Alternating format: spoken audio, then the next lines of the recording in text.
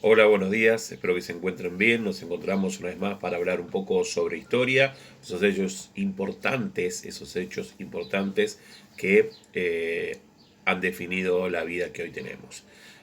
Nosotros hablamos de principios del siglo XX, fines del siglo XIX, y tenemos que entender que desde fines del XIX hacia adelante ha habido grandes procesos de transformación económica que involucró a diferentes países, estados europeos como Alemania, Francia, Gran Bretaña, Rusia, y extraeuropeos como Estados Unidos y Japón.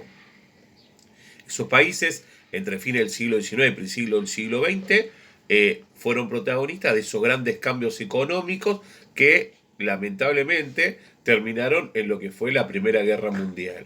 Ahora bien, una vez que termina la Primera Guerra Mundial, hay una situación económica distinta que se produce luego de, obviamente, la Primera Guerra Mundial y que da un giro, altera la situación drásticamente. Por ejemplo, los vencidos, que eran grandes potencias, debían experimentar que su moneda perdiera valor. O sea, su moneda no tenía el valor que tenía antes de la guerra.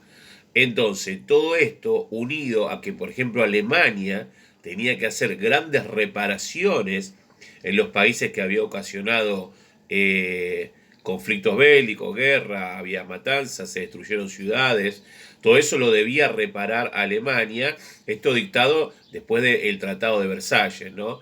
Entonces, Alemania y sus aliados sufren una gran crisis económica. Después todas las naciones europeas quedaron endeudadas con Estados Unidos, país que pretendía retomar a la situación de aislamiento que tenía previa a la guerra, de no meterse, ¿no? Aunque no terminaba de aceptar que tenía un rol de árbitro en ese momento en los asuntos internacionales. Un hecho muy importante que marcó la vida de gran parte de la humanidad fue la crisis del 30. En verdad, la crisis que ocurre en 1929 en Estados Unidos.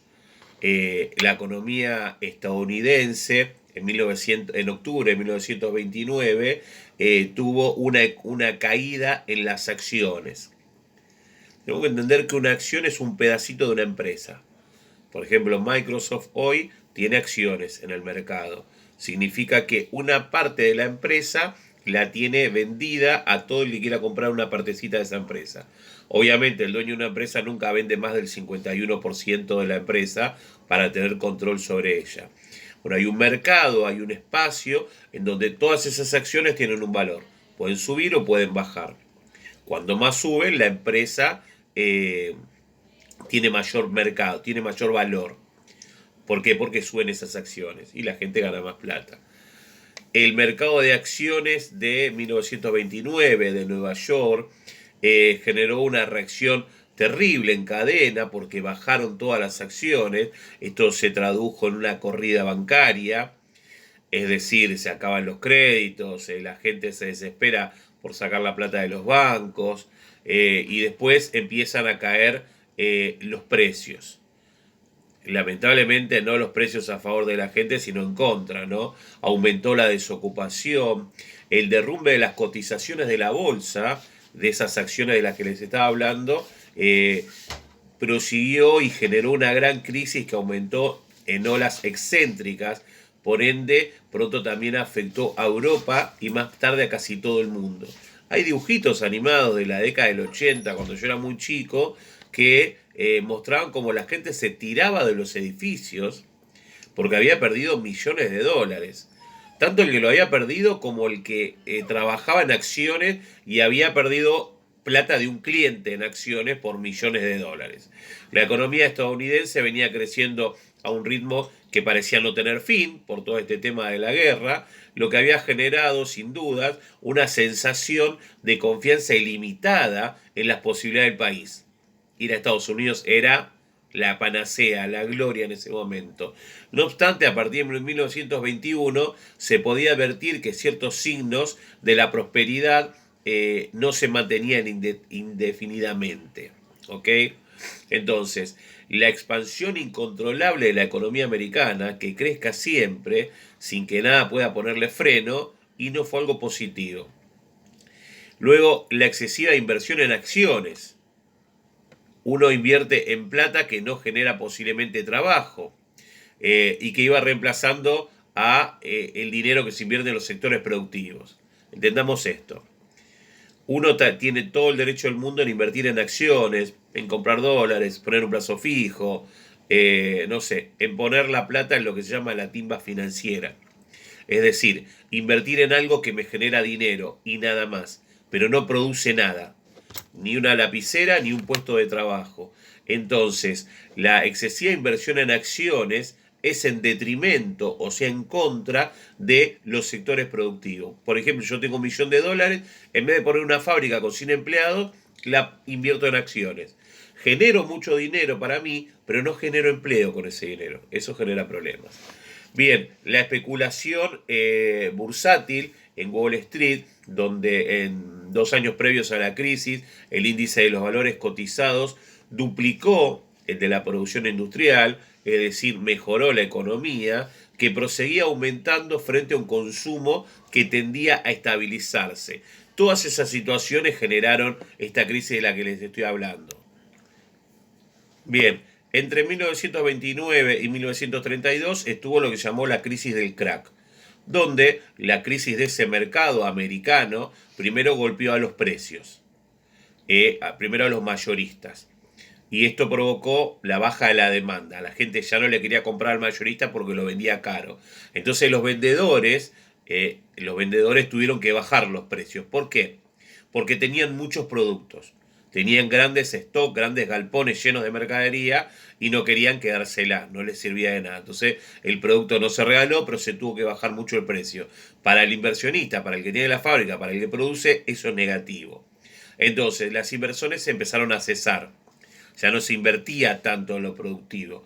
Empezaron las quiebras comerciales, esto arrastraron también a los bancos que ya no daban créditos, la caída de los bancos, dado que no se depositaba dinero, los bancos empezaron a caer porque la gente ya no depositaba dinero en los bancos, se ejecutaron garantías para recuperar préstamos. Hay que pensar que, por ejemplo, cuando yo saco un préstamo para una casa, la garantía es la casa. Si yo no pago el préstamo, a mí me sacan la casa. Entonces se empezó a ejecutar las garantías que tenía la gente. Gente que había sacado préstamos en una sociedad que estaba muy tranquila, que había prosperidad, que uno tenía confianza en la economía para meterse en un crédito, o sea, 30 años y comprar una casa.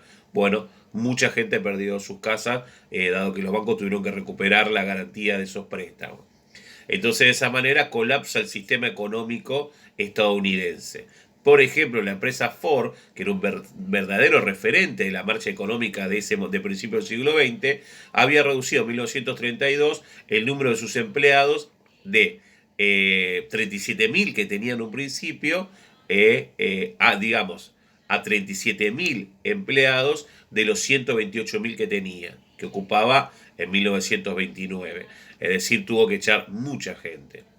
En relación con lo exterior, se paralizaron los préstamos a las naciones europeas. Estados Unidos no prestó más dinero. Se impusieron controles a los cambios y a las cuotas a la importación. Es decir, todo lo que salía era controlado y todo lo que llegaba también. El precio del azúcar en 1933 era el 50% de lo que valía en 1930. El arroz y el café el 41%, el cobre había caído un 29% y la lana un 22%. Son números muy grandes para una economía. La economía de los países dependientes del dólar se derrumbó. Caso Argentina. En la economía mundial empezó a implementarse un nuevo proteccionismo financiero, lo que obligó a países como Argentina, por ejemplo, a adoptar un modelo de industrialización por sustitución de importaciones. Es decir, se trataba que las industrias no necesiten materias primas de afuera, que se comprasen en dólares, porque eran carísimas.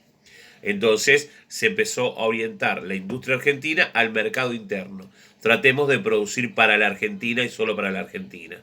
Si queremos exportar, sale caro. En los países europeos la crisis alcanzó grandes proporciones, inéditas inclusive, con un número elevado de desempleados, que era algo raro en Europa. En Alemania, los 3 millones de 1930 se duplicaron en 1933.